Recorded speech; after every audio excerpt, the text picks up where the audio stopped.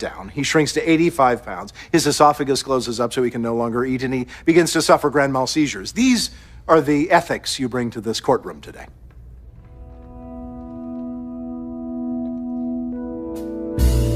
It's not a new debate, but the fact that we still continue to have the debate in this country baffles me. People are helped to die every single day in virtually every hospital, in hospices, at home, all under the wink-wink of pain management. And yet every time someone suggests bringing this practice out of the closet, opponents leap up screaming there's potential for abuse, we'll end up killing people who want to live. Come on. If there's potential for abuse, then by all means, let's regulate it. Have an administrative hearing or go to court like we're doing now, but there's much more potential for abuse when we do it secretly. No.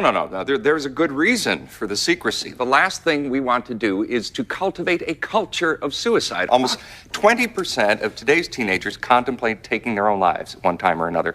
A recent 5-year analysis showed a 20% rise in suicides among middle-aged people. It's becoming epidemic. Not the time to lift the stigma. We would not be sending the message. Oh, yes, we would, Mr. Shore. You make it permissible, that's one step closer to making it acceptable. And the real danger is that elderly parents start thinking it's maybe their duty to spare their children so they won't drain their finances. This would not be that case. Could be tomorrow's Which is case. why we take it on a case-by-case basis, addressing all the concerns you raise. But why must we have an absolute blanket ban when it causes such immeasurable suffering for so many? Because it's not potential for abuse that's really in play, counsel. Let's all admit that. It's politics, and the legislature gets to make the laws, not the judges. But it's for the judges to safeguard the Constitution. Included therein is our fundamental right to privacy. Can there be anything more private, more personal than the destiny of one's own body, one's life?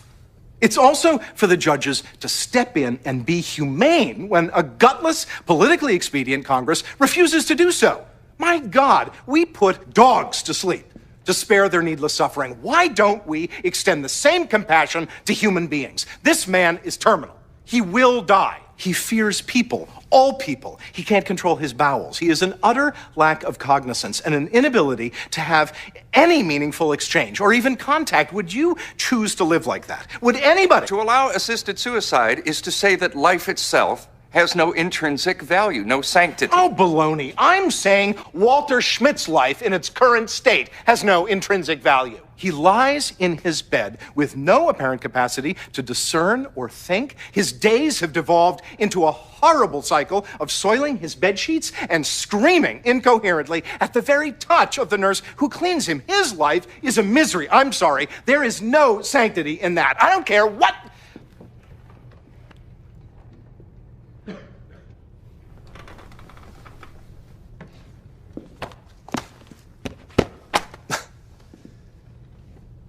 Sorry.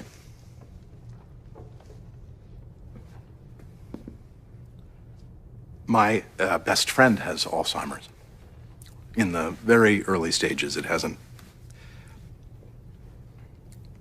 He is a grand lover of life, and will be for some time. I believe even when his mind starts to really go, he'll still fish, he'll laugh and love.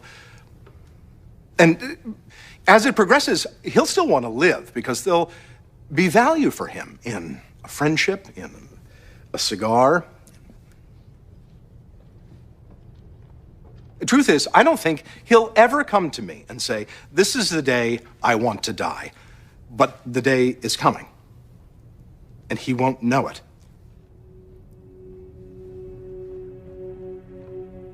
This is perhaps the most insidious thing about Alzheimer's. But you see, he trusts me to know when that day has arrived. He trusts me to safeguard his dignity, his legacy, and self-respect.